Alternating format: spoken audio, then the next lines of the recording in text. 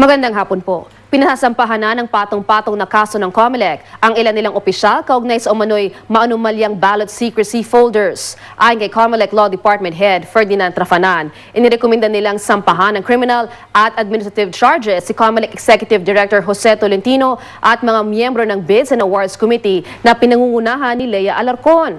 Abril pa lang daw ay inirekomenda na nila ang agarang pagtanggal kay Alarcon bilang chairman na naturang komite dahil sa pangambang mawala ang mga dokumento tungkol sa folder issue. Pero hanggang ngayon, naka-hold over capacity pa rin daw si Alarcon. Hindi nirekomenda ni Rafanan na isailalim sa preventive suspension sina Tolentino at ang komite dahil wala pa naman daw formal na kasong naisampa noong panahong iyon.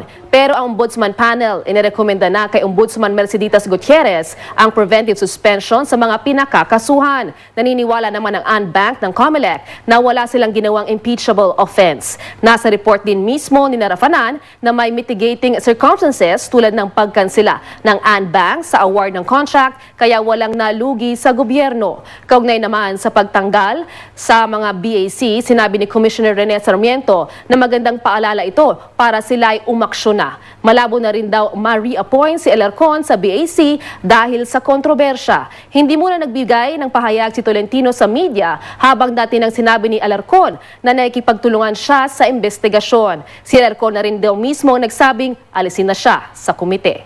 Mula sa tahanan ng katotohanan, ako po si Lala Roque. Exclusive! Sa gitna ng krisis sa tubig, water pipe sa Malabon sinira ng mga residente. Trailer truck na may kargang container van bumagilid sa South Luzon Expressway. Nagtulog na rin pagsisikip ng daloy ng trapiko. At Mother Lily Monteverde, hiningan daw ng payo ni Chris Aquino at James Yap.